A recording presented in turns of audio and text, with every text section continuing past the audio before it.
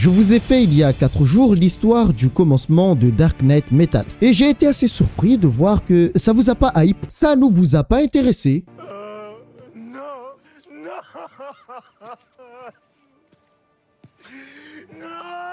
Oui, ça c'était ma réaction après avoir vu les statistiques de la vidéo. Mais ce n'est pas grave et vu qu'on s'est engagé pour terminer cette histoire, nous allons la terminer surtout pour ceux que ça intéresse et qui l'attendaient depuis longtemps. Bien le bonjour pirates, j'espère que vous allez bien. Dans le précédent épisode, on a vu que le Joker disait la vérité et que pour une fois, il agissait pour le bien lorsqu'il a voulu tuer Duke pour arrêter Batman. Malheureusement, ça n'a pas marché et au final, Batman a obtenu ce qu'il voulait. Il a essayé de voir dans l'obscurité, à savoir le multivers noir pour comprendre ce qui lui arrivait. Sauf que Batman n'a rien vu, si ce n'est les ténèbres. Et à la fin, on a appris qu'on l'avait manipulé depuis le début et qu'on l'avait empêché de voir la vérité. Le but était qu'il envoie le signal en utilisant cette machine créée par Duke. Et tout ça, le Joker l'avait dit et c'est pourquoi il voulait tuer Duke justement pour empêcher que le sceau ne soit brisé par Batman. Oui, le Joker a agi pour le bien et il faut le reconnaître, c'est très rare. Plus rare que le One Piece. Ça, c'est un résumé de ce qu'on a vu, mais la vidéo est disponible avec sa propre playlist. Vous pouvez aller la voir. Maintenant, allons voir ce que va faire Batman pour empêcher l'arrivée des Chevaliers Noirs. Et est-ce qu'il va réussir? Spoil, non.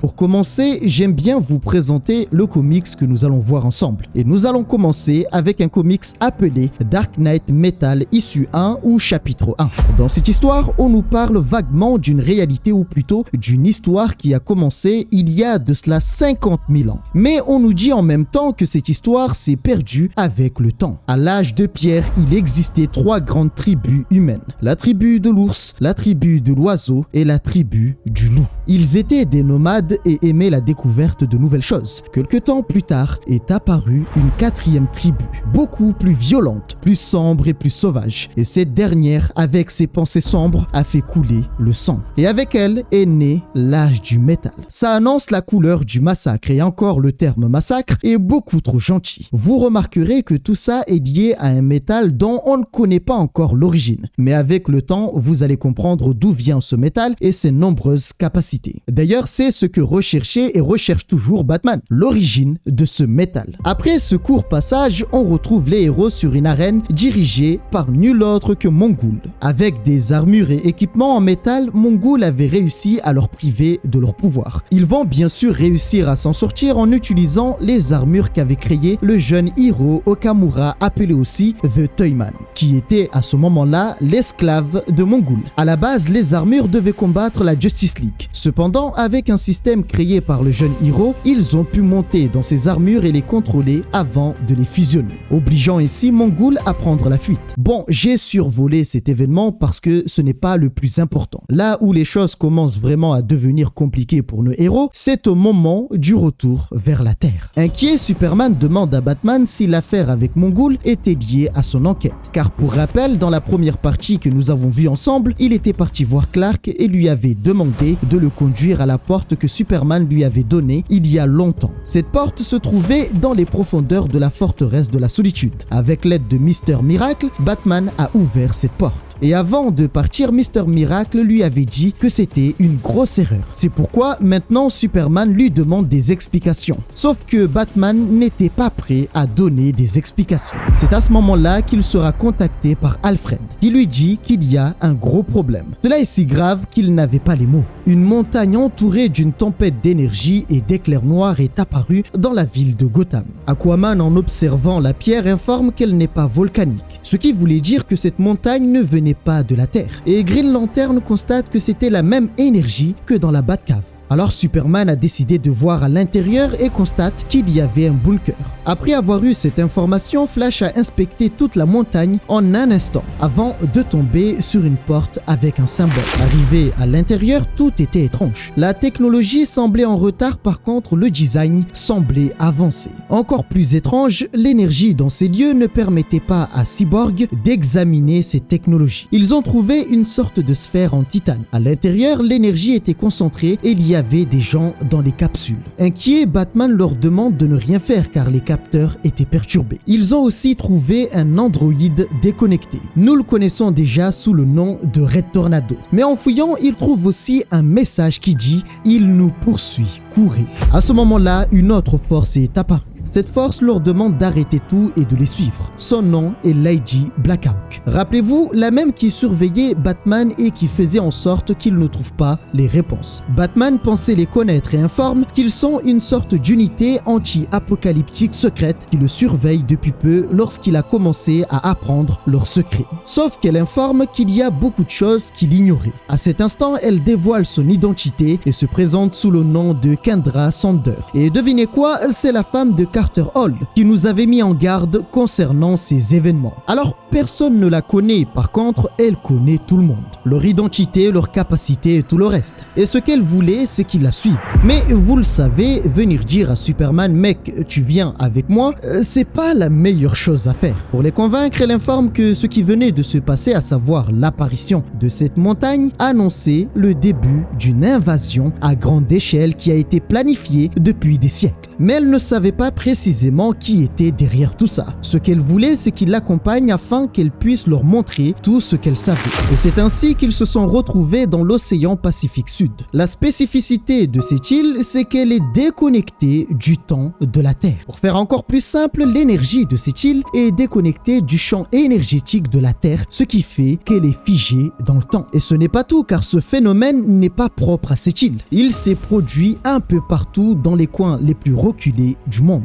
Cette île s'appelle l'île de Blackhawk. Cet endroit était durant de nombreuses années la base d'un détective de l'histoire appelé Carter Hall, alias Hawkman, son mari. Nous avons vu leur histoire dans la première partie lorsqu'ils ont obtenu le métal il y a de cela des siècles. Ce même métal leur a donné leur capacité et lorsque leur histoire a commencé, nous avons vu comment son mari Carter Hall est parti en laissant derrière lui un journal. Elle raconte que durant de nombreuses années, et on parle en siècles, ils ont protégé le monde du mal et tout cela a commencé lorsqu'ils ont été poignardés par un poignard contenant une substance mystérieuse qui leur a donné la vie éternelle. Lorsqu'il meurt, il se réincarne et se retrouve à chaque fois. Le fragment qu'elle tenait était le dernier morceau pur restant de cette substance étrange dans leur univers. Rien que ce morceau de métal qu'elle tenait pouvait donner la vie éternelle, la capacité de pouvoir voler, la vision mystique, et cette chose défie les lois de la science et de la magie. Au fil des années, Carter se rapprochait de plus en plus de la vérité,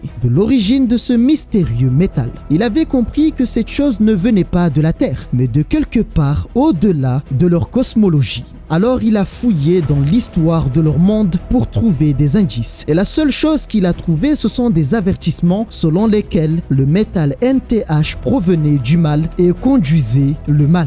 Mais Carter n'a jamais accepté cette vérité. Pour lui, ce n'était pas vrai, il y avait forcément une explication derrière. Il a donc recruté les meilleures personnes qu'il a pu trouver pour l'aider dans sa recherche. Certains étaient des pilotes, d'autres des scientifiques, des inventeurs, des aventuriers qui était prêt à défier l'inconnu avec lui. Dites-vous que la situation est si grave que Cyborg tremble en étant près de ce métal. Elle informe qu'il y a de cela pas très longtemps, ils ont décidé de voyager pour aller voir ce qu'il y avait de l'autre côté. Ainsi, ils ont pu constituer une carte de ce qu'ils pensent être le multivers. Mais pas seulement le multivers. Cela prend en compte les univers faits de matière et d'antimatière qui existent. Ils ont trouvé 52 univers et pensent qu'en fait ce nombre précis avait été déterminé par une personne. Cependant, même en traversant le multivers, Carter n'a jamais retrouvé la trace de l'énergie de ce métal. Ce qui a surpris Flash qui demande si elle en était bien sûre car il avait étudié le multivers depuis des années. Pour lui, cette source d'énergie venait certainement du multivers.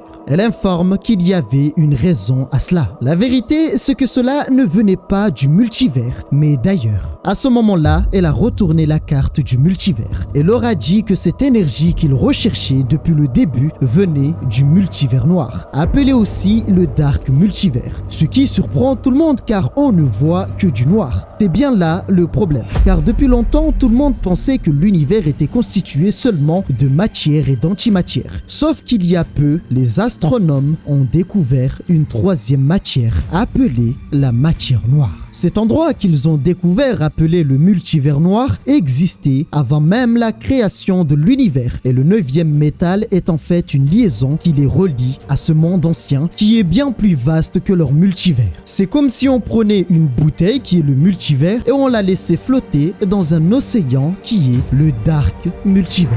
L'un des derniers messages qu'elle a reçus de Carter, c'est la montagne apparue à Gotham. Et avant que les communications ne se coupent avec Carter de l'autre côté, elle a entendu des cris qui demandaient de fermer la porte et de ne jamais l'ouvrir. Et juste avant de fermer la porte, Carter leur a dit qu'il y avait un dragon gigantesque, une bête qui se déplaçait dans l'obscurité. Et son dernier message, c'est un nom. Alors on lui demande quel est ce nom. Cette fois-ci, elle s'adresse à Batman et lui dit que Carter avait laissé un journal qui parlait de visions d'une créature qu'il aurait vue. Elle a donc enquêté et trouvé différents noms d'une entité aux cornes noires, des histoires maudits et d'une tribu appelée la tribu noire, l'ennemi des oiseaux. Beaucoup de noms lui ont été donnés, mais le nom qu'ils connaissent, c'est Barbatos. C'est le nom de cette bête.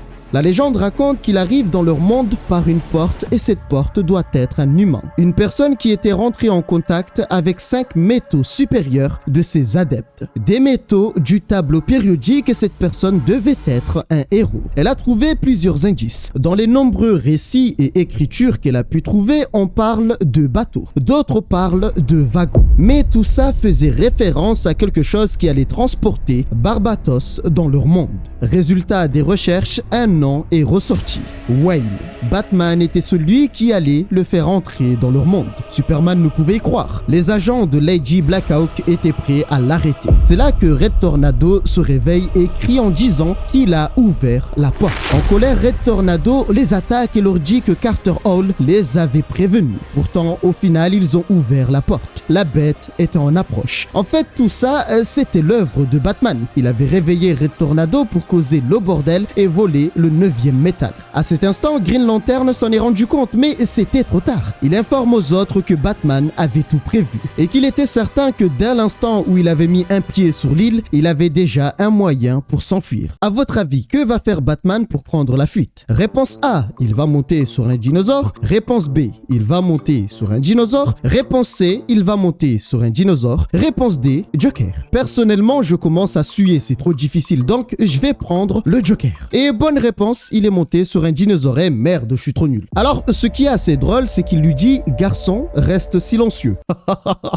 Non, franchement, le batou, il est très fort. Suite à ça, il a contacté Alfred et l'a informé avoir obtenu ce qu'il avait conduit dans ces lieux. Il lui demande aussi de préparer le véhicule pour qu'il puisse prendre la fuite. Il faut savoir que les Immortels et Kendra avaient mis en garde Carter Hall lorsqu'il était parti de l'autre côté. Carter pensait qu'il y avait du bien dans toute chose, mais savait aussi que si les Immortels et Kendra avaient raison, alors des événements tragiques pour leur monde étaient en approche. Après que Batman ait pris le métal avec lui, des visions ont commencé à apparaître un peu partout. Dr. Fate les avait vus. Pas que, puisque d'autres personnes les avaient aussi vus. De son côté, après avoir récupéré le métal, Batman est retourné dans la Batcave. La situation est si critique qu'Alfred intervient et demande à Batman d'en parler aux autres. Batman voulait encore une fois se la jouer seul et pensait pouvoir protéger tout le monde. Il a donc commencé à examiner cet échantillon du métal pur tout en pensant qu'il trouverait des explications. Et oui, en l'examinant, il a trouvé des réponses. Des réponses laissées par Carter Hall.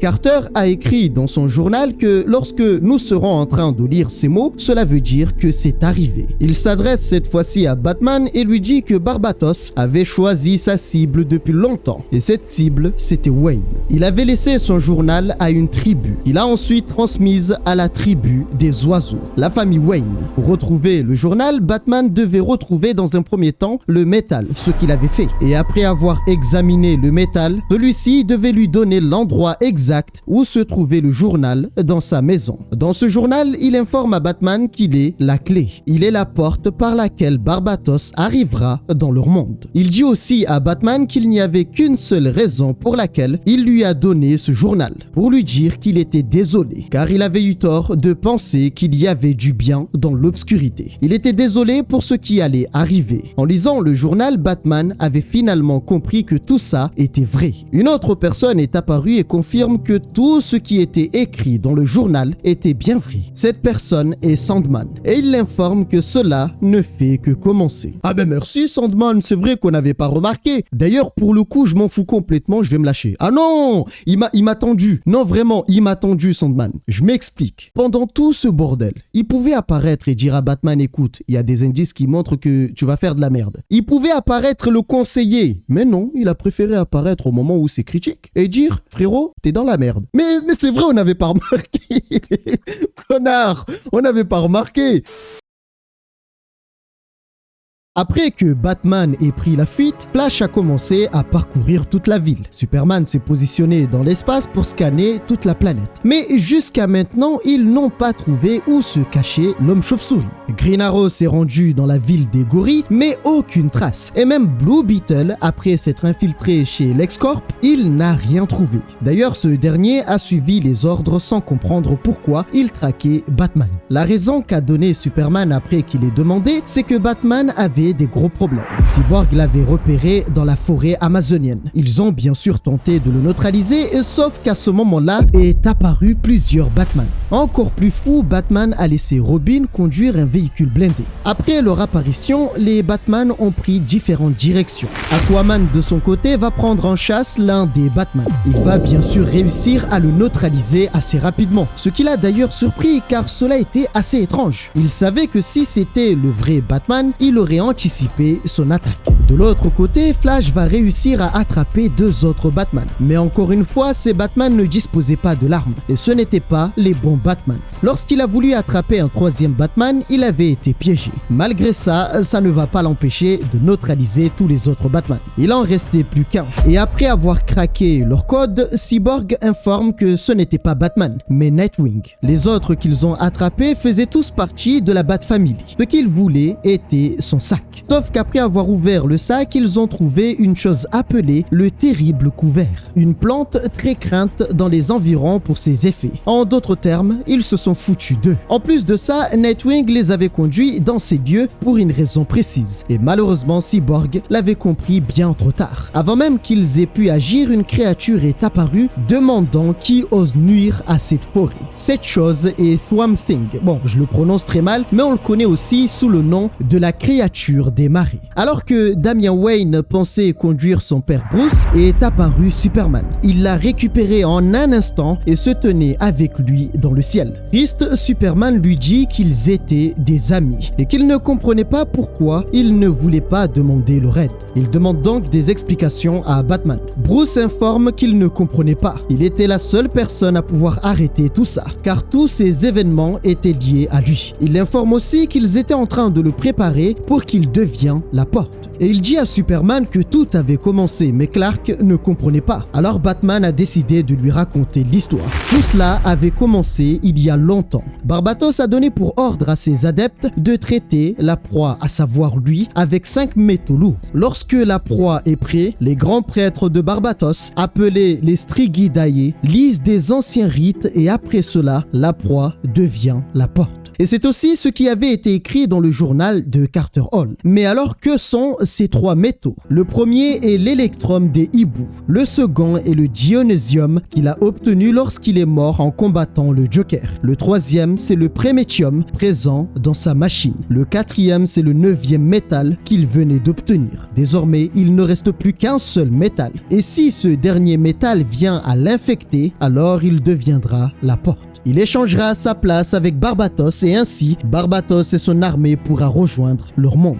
Il ira dans ce monde et Barbatos viendra dans le sien. Et il dit à Superman que tout ça avait déjà commencé. Alors Superman lui demande comment tout arrêter. Batman lui dit qu'il y avait bien sûr un moyen, mais pour cela, il devait venir avec lui dans un endroit qui était assez éloigné. Diana savait qu'il mentait. Pendant un instant, Superman l'a observé. L'instant suivant, il lui a ouvert la poitrine. Il s'est avéré que ce n'était pas Batman. Et la raison raison de l'action de Superman, c'est qu'il connaissait parfaitement les battements de cœur de Batman. Et en l'écoutant, il avait remarqué qu'il y avait quelque chose en lui. Un objet que Batman avait installé en lui qui lui permettait de reproduire ses battements. Et Superman remarque que Batman avait très peur. Mais alors, pendant ce temps, que fait l'homme chauve-souris? Eh bien, avant ça, nous devons aller voir ailleurs. Dans les fosses de lave de l'Antarctique. Dans cette lave se trouvait un dôme. Kendra était venu pour annoncer la nouvelle. Batman avait disparu avec le métal et les visions avaient commencé. Dr. Fate, John Henry Iron, mais aussi l'homme élastique ont vu l'armée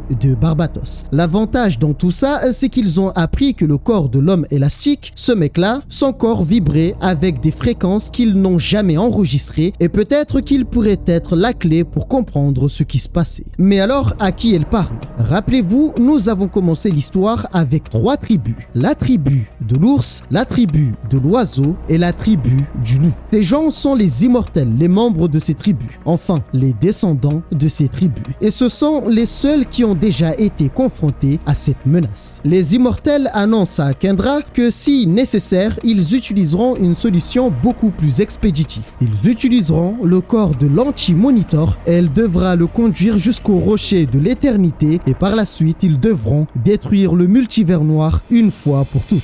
Mais dans cette solution expéditive, eh bien, il y a un léger petit problème. Carter Hall leur avait dit que c'était une très mauvaise idée. Bon, il l'avait dit avant de partir. À ce moment-là, Ra's al Ghul fera son apparition pour parler en faveur de Carter Hall. Il informe qu'il connaissait ce détective appelé Carter.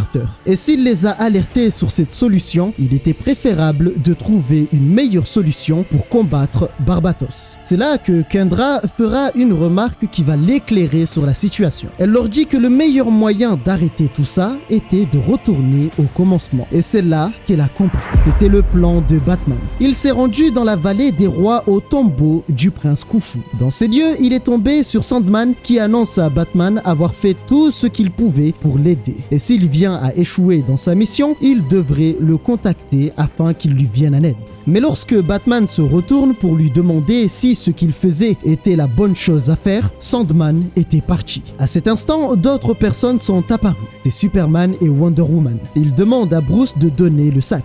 Il s'avère que dans ce sac se trouvait le bébé Darkseid. L'effet Oméga de Darkseid avait envoyé Batman au début de l'histoire des hommes. Et c'est à ce moment-là qu'il a été vu par Barbatos. Et c'est là aussi que tout a commencé. Batman avait en sa disposition la masse de Hawkman. Il savait que c'était l'un des objets à pouvoir battre Darkseid. Et c'est pourquoi avec cette masse, il voulait utiliser le pouvoir de Darkseid, appelé la sanction Oméga pour retourner dans le passé et refaire l'histoire. Sauf que la dernière fois, Batman avait survécu à la sanction Oméga par chance. Et Wonder Woman informe que cette fois-ci, s'il l'utilise, cela pourrait être son dernier voyage, car cela l'effacerait de l'existence. Batman en avait conscience et pour lui, c'était la chose à faire. Avant de partir, sachant qu'il ne reviendrait pas, il leur demande de veiller sur sa famille, de prendre soin de son fils Damian et de l'aider à devenir meilleur que lui et lui dire qu'il était désolé. Seulement à ce moment-là, Kendra contacte Diana et l'informe que c'est un piège. Batman pense être dans la tombe de Khufu, mais ce n'était pas sa tombe. Ils ont été trompés et manipulés depuis le début. Suite à ça, Diana et Clark ont été frappés par une énergie noire. Cette tombe était celle de Atheth et non celle de Khufu. Et dans l'ombre est apparu les prêtres de Barbatos qui l'informent que depuis longtemps, ils l'observaient. Ils servent l'entité des ténèbres Barbatos et ils se présentent comme étant les Strigidae. Et maintenant, ils allaient pouvoir commencer le rite pour ouvrir la porte. Par la suite est apparue la cour des hiboux qui informe à Batman que depuis toutes ces années, ils le préparaient pour ce moment. Ils ont réveillé les prêtres pour qu'ils puissent ramener la bête dans leur monde. Ce n'est pas tout car depuis tout ce temps, ils étaient cachés dans les entreprises des Wayne et savaient où était caché le journal de Carter Hall. Tout ce qu'ils devaient faire pour que Batman se retrouve dans ces lieux, c'est changer les coordonnées et lui faire croire qu'il était dans la tombe de Khufu, alors que c'était la tombe de Atheth. Le dernier métal qui devait être utilisé pour que Batman devienne la porte n'existait pas dans leur monde. Et avec la science, ils ont pu le créer. Ce métal porte le nom de Batmanium. Oui, bon, me regardez pas comme ça, c'est pas moi qui choisis les noms. La cour des hiboux annonce aussi à Batman que le fait qu'il soit devenu Batman, c'était prévu. été pour le préparer à devenir la porte. Ainsi, Batman est rentré en contact avec le dernier métal. La cour des hiboux attendait avec impatience l'arrivée de Barbatos, car pour eux, ils allaient être récompensés de leurs actions.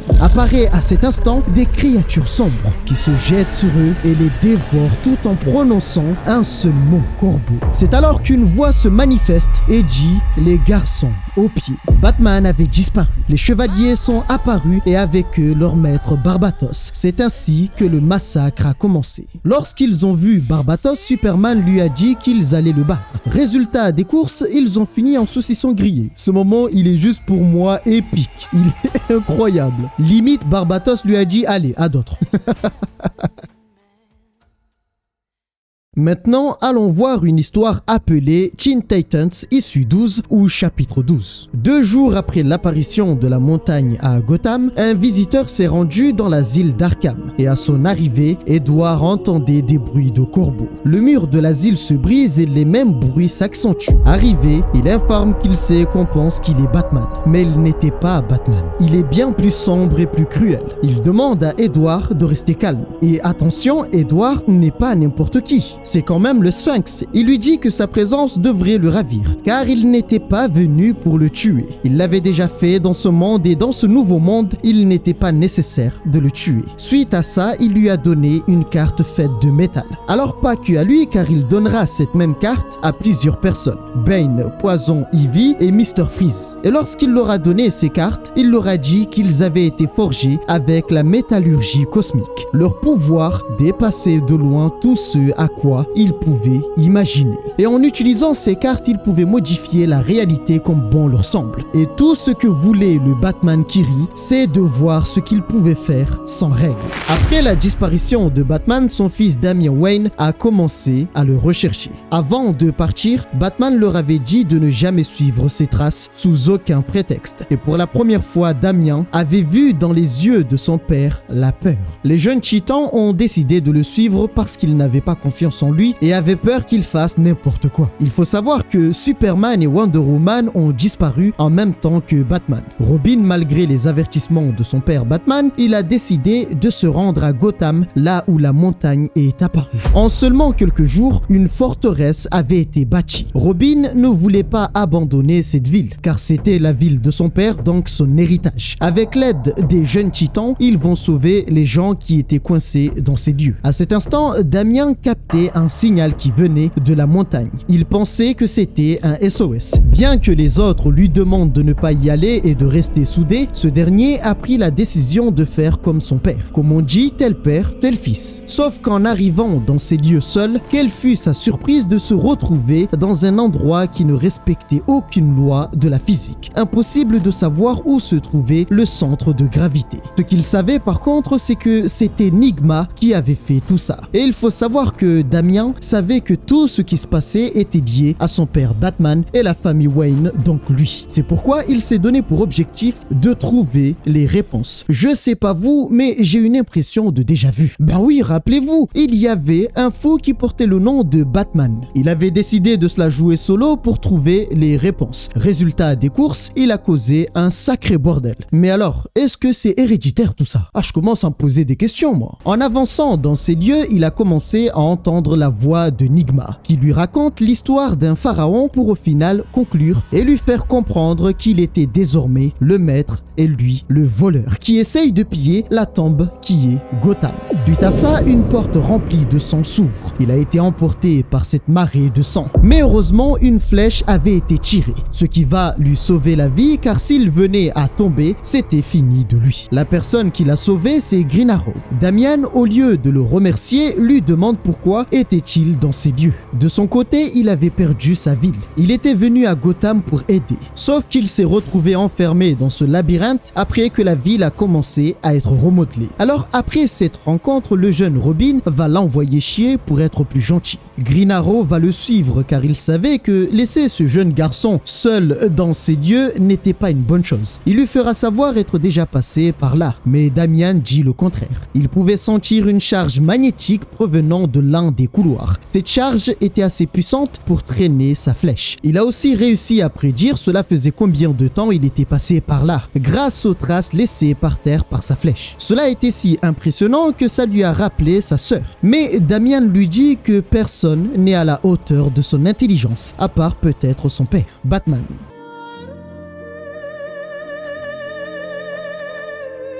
Ah non, moi je vous dis, cet enfant c'est le culot en personne. Après avoir ouvert une porte, ils sont tombés sur Batman. Mais ce n'est pas lui, c'est un mort-vivant qui fera des reproches à Damian, disant qu'il est mort à cause de lui. À ce moment-là, une autre équipe fera son apparition. Killer Croc va le déchiqueter avec sa mâchoire et Harley Quinn va lui exploser le crâne. Damian leur demande ce qu'il faisait dans ces lieux. Elle leur épargne les détails et informe que le gouvernement les a balancés là. En arrivant dans ces lieux, elle a collecté toutes les flèches de Green Arrow et informe qu'elle avait trouvé le centre de ce labyrinthe. Robin a accepté de les suivre.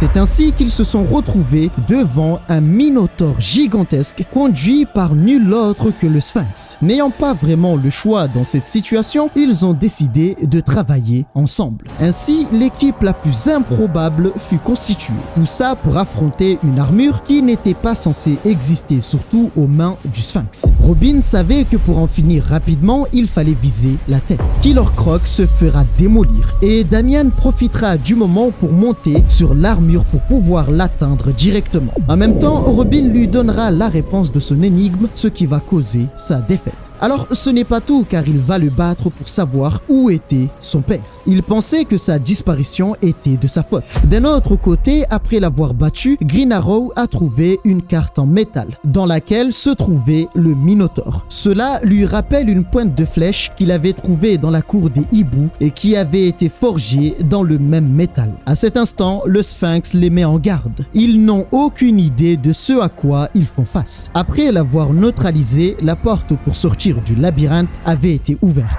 Sur la montagne, un être observait ce qui se passait et constate qu'Edward les avait laissés gagner car oui, avec la carte qu'il lui avait donnée, tout était possible. Il pouvait faire tout ce qu'il voulait, pourtant il a choisi de laisser des solutions avec des énigmes. Cela l'énervait pour lui, c'était un gaspillage de cartes. Mais cela n'était pas grave car Nigma était le plus faible de tous. Ils allaient devoir affronter quelque chose de plus froid. C'est alors qu'il s'adresse à ces créatures et leur demande s'il n'était pas temps de jeter d'autres cartes. Ils ne pouvaient pas les laisser s'approcher de leur maître avant que la tour ne soit prête. Suite à ces paroles, il appelle son fils le plus dévoué. C'est une sorte de Robin mais version maléfique. La nouvelle équipe a décidé de continuer d'avancer vers la montagne. Et cette fois-ci, ils sont rentrés dans le domaine du froid. Cependant, alors qu'ils avançaient, au loin, une personne appelle Robin. À cet instant, il pensait que c'était son père Batman. Mais ce n'était pas Batman. C'est son frère Nightwing qui lui demande de courir,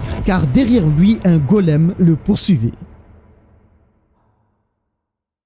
Mais alors, c'est quoi tout ce bordel? Eh bien, rappelez-vous, le Batman qui rit avait donné sa carte à différentes personnes. Il était parti dans l'asile d'Arkham pour libérer Mr. Freeze. Par la suite, lui a donné une carte et lui a fait savoir qu'il sera libre tant qu'il jouera à son jeu. Surpris, Mr. Freeze lui avait demandé s'il était Batman ou le Joker. Mais il était bien plus que ça. C'est ainsi que Mr. Freeze a obtenu cette puissance. Et du côté de Nightwing, il s'est retrouvé dans cette situation après la mission avec Batman dans la forêt amazonienne. Rappelez-vous, Batman lui avait donné pour mission de distraire la Justice League, sans savoir si c'était bien ou non. Et lorsqu'il est revenu à Gotham, il a trouvé une montagne qui est apparue de nulle part. Et c'est ainsi qu'il s'est retrouvé dans cette situation. Pour se débarrasser du golem de glace, ils l'ont dirigé vers un train qu'il a brisé en petits morceaux. Après ça, Damian va se mettre très en colère, car il se trouve dans cette situation parce que Nightwing ne voulait pas le laisser l'accompagner pour retrouver leur père Batman. Sauf qu'après l'avoir engueulé, il remarque qu'il avait une blessure sur le visage. Alors il l'informe que cette blessure avait été faite par la lame noire de Simon Hurt. Il s'est retrouvé là parce qu'il était à la recherche d'une chose qui était réapparue lors de sa mission en Amazonie. Et cette chose l'a conduit jusqu'ici. Encore une fois, après avoir retrouvé cette chose, elle s'est envolée. Et Nightwing informe que quelle que soit cette chose, elle possédait des réponses. Il remercie Green Arrow d'avoir protégé son petit frère, car il sait qu'avec son comportement, il est assez problématique. En avançant pour ne pas être perdu, Green Arrow plante des flèches afin de se repérer. Petit détail, malgré ce froid et le temps qui passe, étrangement Nightwing saigne toujours de sa blessure. D'un autre côté, Killer Croc ne pouvait pas supporter le froid. Il va éternuer et cela va libérer les secrets qui étaient enfouis dans cette glace. Il constate qu'ils étaient dans un lieu très peu accueillant, la cour des hiboux, ce qui était assez étrange car il pensait que Batman les avait supprimés de Gotham.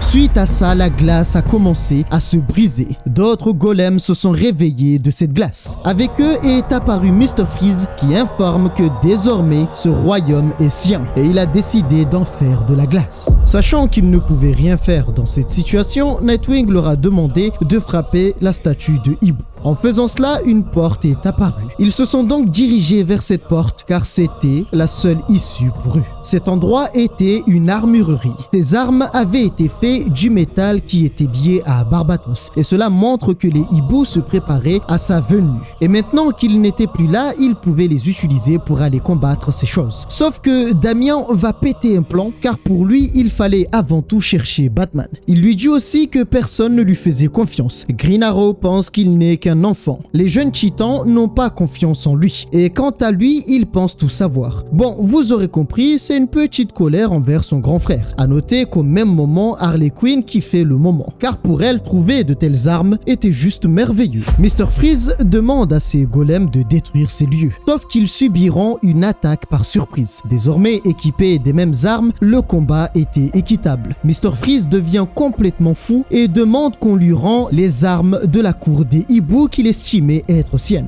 Un combat assez impressionnant va être déclenché, mais à la différence des précédents, c'est que maintenant leurs armes peuvent les atteindre étant donné qu'ils étaient faits du 9e métal. Le plan était de neutraliser les golems par la suite, envoyer Robin. Et une fois qu'il l'aurait atteint, il fallait le neutraliser pour de bon. Bien qu'il était à terre, Robin voulait le tuer, mais Nightwing intervient pour le calmer. Voilà pourquoi j'apprécie ce gamin. Il est complètement taré et je vous promets sur l'honneur de mes orteils, je vous ferai certainement dans les prochaines semaines une vidéo sur cet enfant. Ah oui, t'as déjà vu ça? En pleine paix. Il chante et puis il craque un bourre-pif. Mais il est complètement fou, ce mec!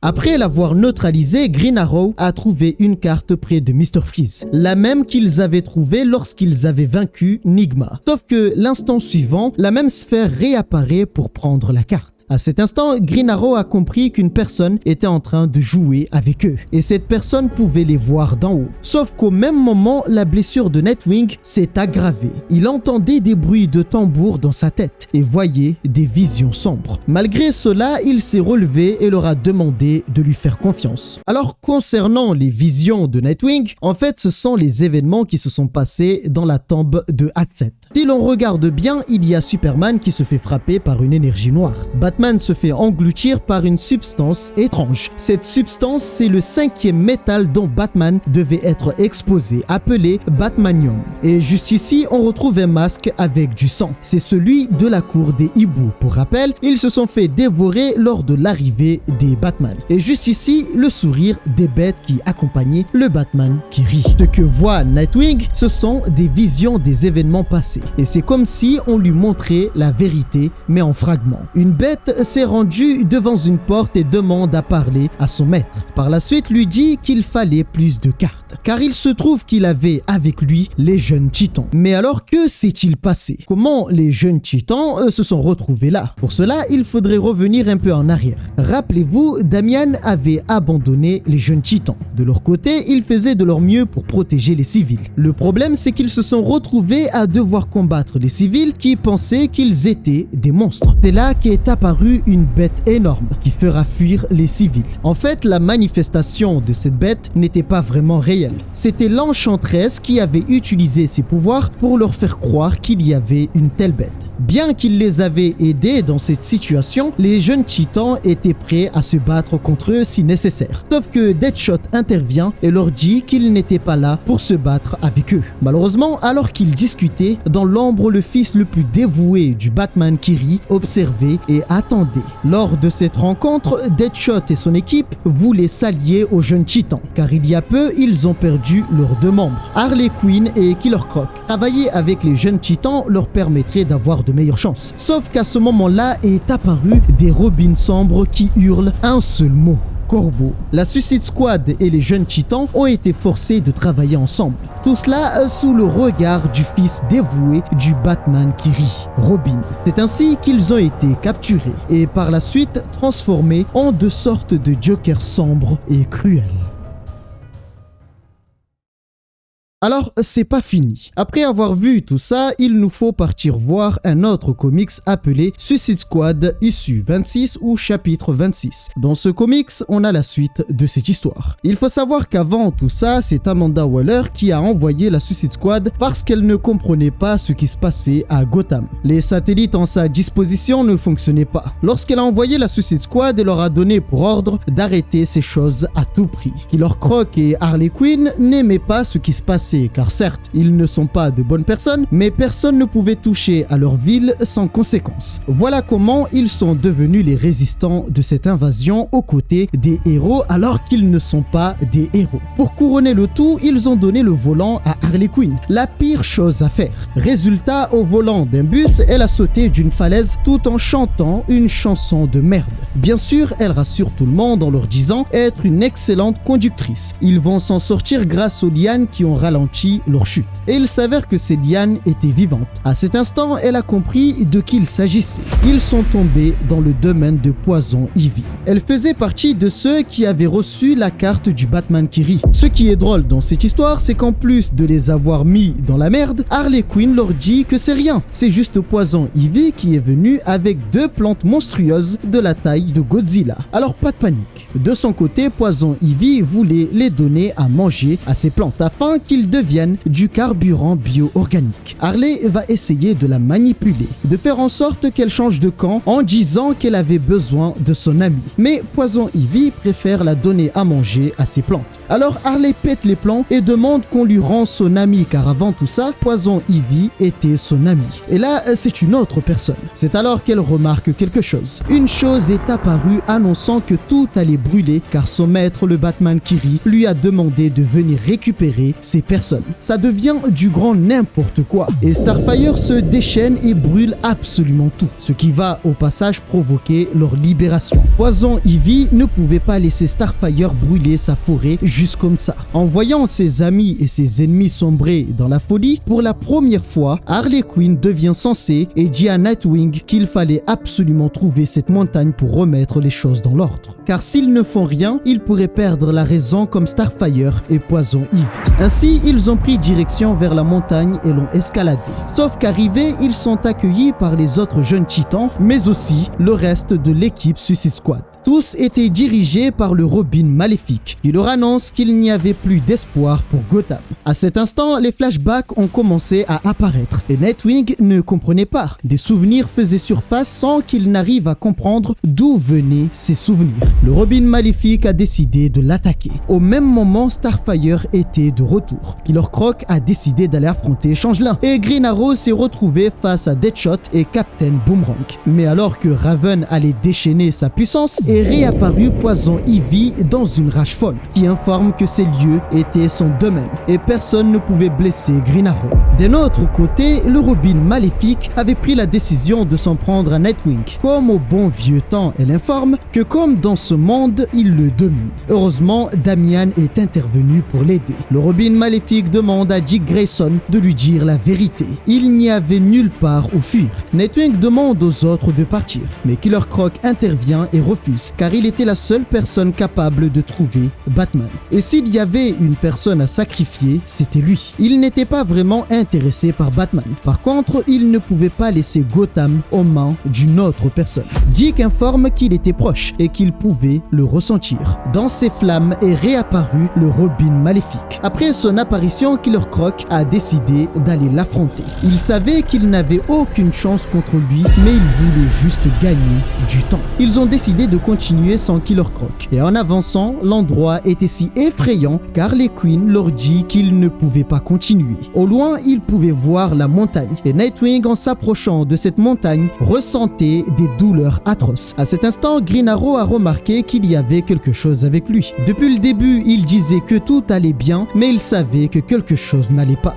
Sauf qu'à cet instant, une personne leur dit que s'ils sont fous, qu'ils viennent les rejoindre. Nightwing a commencé à courir sans raison et informe comprendre ce qui se passait. Les visions qu'il voyait de Robin, c'était bien Robin mais venant d'un autre monde plus sombre. Le Batman de ce monde est devenu une sorte de monstre et Robin a choisi de le suivre. Et lorsqu'il a dit à Nightwing de dire la vérité à Robin, il voulait qu'il lui dise que leur Batman disparu était en train de s'enfoncer dans le métal. Il s'arrête et dit à Damian qu'il était désolé car la vérité c'est qu'ils ne trouveront jamais Batman car il était mort. Damian ne pouvait accepter cette réalité. Pour lui, il n'était pas mort. Encore une fois, il lui dit être désolé. Le désespoir s'est installé. Beaucoup de sacrifices avaient été faits pour au final comprendre que ce qu'il faisait ne servait à rien. Harley a commencé à se remettre en question, demandant même est-ce que c'est ce que voulait le Joker. À cet instant est apparu d'autres personnes qui se feront neutraliser par une autre personne. Cette personne qui les a neutralisés, c'est Mr. Terrific. Et arrivé, il leur dit qu'ils vont ramener Batman, qui est prêt à le rejoindre. Maintenant, nous allons voir le dernier comics appelé Green Arrow sorti en 2016. C'est l'issue 32 ou chapitre 32 en français. Ce comics vient conclure Dark Knight Metal in Compendium. Je le prononce super mal, mais le plus important, c'est que vous savez où on en est. Alors attention, ce n'est pas la fin car nos héros n'ont pas encore fini de souffrir. Cette équipe de résistance, d'ailleurs c'est le meilleur mot pour les décrire, devait partir rapidement avant l'arrivée du Robin maléfique. Des trous qui semblent être de sorte de portail apparaîtront de partout et ils les prendront pour prendre la fuite. Cependant, les autres ne faisaient que suivre Mr. Terrific et ne comprenaient pas ce qu'il faisait. D'ailleurs, il ne faisait que tourner en rond. Mr. Terrific leur a dit qu'avant que tout ça ne commence, Batman l'avait chargé d'enquêter sur une région inconnue du multivers connu, car il savait que quelque chose allait se produire. Il leur montre les cartes qui ont été utilisées par les vilains pour les combattre et informe que ces derniers disposaient d'un pouvoir immense. Il informe aussi que leur plus gros problème, ce n'était pas le Robin maléfique. En fait, il existait 7 Batman maléfiques au service de Barbatos. Et parmi eux, le plus terrifiant de tous, c'est le Batman qui rit. Il a donné des cartes aux vilains et en seulement quelques jours, Gotham a été transformé en labyrinthe. Et il précise que ce n'est pas de la magie, mais de la science. Ils peuvent modifier les lois de la physique. Il était assez confus car même avec ses doctorats et son savoir, son intelligence, il ne comprenait pas comment tout ça c'était possible. Comment de telles puissances pouvaient exister. Les cartes dont disposait le Batman qui rit défiaient toutes les lois de la science, de la raison. À ce moment-là, quelque chose n'allait pas avec Nightwing. Il entendait de la musique, la voix de Batman et une chose qui s'approchait de lui. C'est une machine assez étrange. Et sur cette machine, les jeunes titans avaient été connectés comme des piles. Toutes ces visions avaient été déclenchées lorsqu'il a été touché par la lame de Dr. Hurt. Et en fait, c'était l'électrum de la cour des hiboux qui circulait dans son sang. L'électrum de la cour des hiboux fait partie des métaux dont Batman devait être exposé pour devenir la porte. À cet instant, lorsque Mr. Terrific a entendu les visions de Nightwing, il leur dit savoir ce qui se passait. Le but des Batman était de changer la fréquence des personnes dans leur monde. S'ils arrivent à changer la fréquence d'un nombre conséquent de personnes, alors leur monde entier allait disparaître et prendre direction vers le multivers noir. Tout cela avait déjà commencé et beaucoup se trouvaient trouver dans la montagne apparue à Gotham. Il informe aussi que si les Teen Titans et la Suicide Squad ont été envoyés dans cette montagne, alors ils étaient déjà perdus. Green Arrow demande comment faire pour tout arrêter et récupérer la ville de Gotham. Malheureusement, il fallait regarder la vérité en face. Ils ne peuvent pas battre ces choses. Harley Quinn décide de faire marche arrière pour aller contacter Waller afin qu'elle envoie d'autres détenus pour reformer une nouvelle Suicide Squad dans le but de terminer cette mission. Damian pète les plans car il était impossible pour lui de partir et laisser ses amis derrière lui. Green Arrow essaie de le calmer en lui disant qu'il était de son côté. Mais Damian était trop en colère. Pour lui, dans cette mission, il fallait de l'imagination et cela leur permettrait de les vaincre. Si son père était bien parti, alors c'était à lui de sauver la ville de Gotham. Suite à ces mots, ils ont décidé de croire en lui et de le suivre dans cette folie. D'ailleurs, Robin dira que tout ça était assez simple. Il fallait juste arrêter la machine et sauver tout le monde. Après ça, ils vont se rapprocher encore plus de la montagne et constatent que Nightwing avait raison avec ses visions. Ils avaient créé une machine sur laquelle des gens avaient été installés. Le but était de faire en sorte que Mr. Terrific arrive à monter sur cette machine. De cette façon, ils trouveraient un moyen d'arrêter cette machine et récupérer les Teen Titans et la Suicide Squad. Avant de commencer, Mr. Terrific leur demande de faire attention à la montagne, car elle fonctionne comme une antenne. Et s'ils s'approchent d'elle, ils pourraient perdre leur esprit. Mais ce qui est incroyable, c'est que Harley Quinn informe que ce n'est pas un problème. Elle, son esprit est parti en vrille depuis longtemps. Donc s'approcher de cette montagne ne lui ferait rien car la folie ne peut pas annuler la folie. D'un autre côté, Robin prend les flèches de Green Arrow et l'informe qu'il a été formé par la Ligue des Assassins. Il est donc un meilleur archer que lui. Après avoir peaufiné leur plan, ils ont profité d'une ouverture pour essayer de s'approcher de la machine. Sauf que l'instant suivant est apparu Robin maléfique. Un combat va commencer pour essayer de sauver Damian. Malheureusement pour eux, d'autres problèmes vont se manifester. Bane fera son apparition et pour rappel, il fait partie de ceux qui ont reçu une carte de la part du Batman qui rit. Heureusement, deux personnes avaient pu s'approcher de cette machine, Harley Quinn et Mr. Terrific. À son arrivée, Harley a essayé de détruire la machine. Sauf que Mr. Terrific intervient pour l'arrêter. Il lui fait savoir que si elle détruit la machine, alors que Task Force X et les jeunes titans sont connectés à celle-ci, elle pourrait les tuer. Harley constate que Killer Croc était encore éveillé. Cependant, lorsqu'il reprend ses esprits et voit Harley, il lui dit de courir, car il a vu des choses qu'il n'aurait jamais pensé possible. Elle devait dire à Waller de tout faire exploser avant que la chauve-souris n'arrive et que Barbatos ne fasse son apparition. Alors que tout ça se passait, d'autres personnes ont fait leur apparition avec un véhicule assez atypique. À son bord, un Robin maléfique et Raven enfermé dans une bulle. Pas que, puisque cette voiture était conduite par nul autre que le Batman qui rit. Et après avoir revu Harley, il l'informe que cela lui fait plaisir de la revoir. Raven intervient et lui demande de ne pas l'écouter, car ce Batman était vide de toute émotion sauf le mal. Malgré ces avertissements, Harley Quinn s'est approchée de lui, car après tout, ils ont toujours partagé l'amour de la folie. Elle se fera prendre par les Robins maléfiques et par la suite attachée elle aussi sur la machine. Il faut savoir que Mr. Terrific, durant tout ce temps, il avait rassemblé les cartes du Batman qui rit. Seulement, le Batman qui rit l'informe que ces cartes ne peuvent pas fonctionner contre lui. Il informe aussi que faire une alliance ne changera absolument rien, car ils ont déjà perdu d'avance. D'un autre côté, le Robin maléfique voulait corrompre son opposé Robin. D'ailleurs, lors de leur rencontre, étant la même personne, car oui, rappelons-le, les deux sont des Robins, sauf que l'un est du côté du mal et l'autre du côté du bien. Lors de cette rencontre, le Robin maléfique l'appelle mon frère et il lui dit être là pour l'aider. Green Arrow va planter une flèche dans son dos, mais cela ne lui fait absolument rien. Il lui reste une flèche et cette flèche avait été forgée dans le 9e métal. Alors il a décidé d'utiliser cette flèche. Lorsque le Robin maléfique a vu cette flèche, la terreur se voyait sur son visage. Et pour que cette flèche ne le touche pas, il a utilisé Robin comme bouclier. Avant de partir, Batman avait demandé qu'une seule chose à Green Arrow. Il devait protéger son fils, Damian Wayne. Ils ont échoué. Ils ont échoué. Encore une fois, ils ont échoué. Ils ont échoué.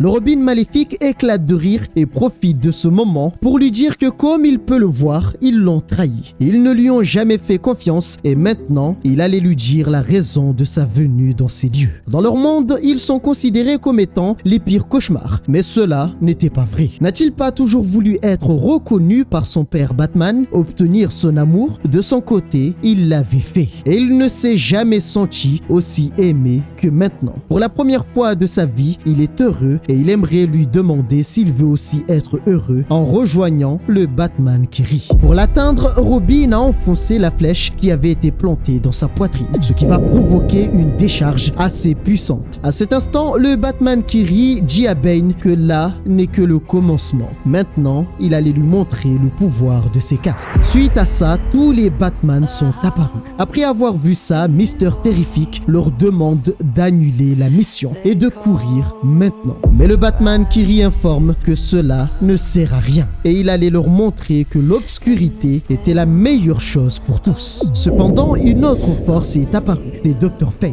Mr. Miracle lui avait envoyé un signal afin qu'il vienne les aider car il savait que cette mission allait être un échec. Sauf que lorsque Nightwing demande à Robin de les suivre, ce dernier refuse car ses amis se trouvaient encore piégés dans ces lieux. Pour le convaincre, Dr. Fate l'a informé que s'il restait dans ces lieux, il allait mourir. Et là n'était pas son destin. Il a accepté de partir avec eux, mais informe qu'il reviendra pour eux. Après avoir réussi à prendre la fuite, Dr. Fate informe que Zatanna avait organisé un rendez-vous secret ailleurs et d'autres allaient se rassembler. Robin considérait tout ça comme un échec envers son père. Il n'était pas le seul à être frustré car Nightwing avait aussi perdu toute son équipe. Harley Quinn avait été capturée, les jeunes Titans, la Suicide Squad, sans oublier Gotham. Damian se sentait coupable car c'était lui qui avait conduit les jeunes Titans à Gotham. Green Arrow est intervenu en tant que figure paternelle. Elle informe que certes ils avaient perdu cette bataille, mais ils avaient encore une chance pour gagner la guerre. Ils avaient désormais une arme pouvant les atteindre, le 9e métal. Et tout cela a pu être découvert en échouant dans cette mission. Ils savent désormais comment les tuer.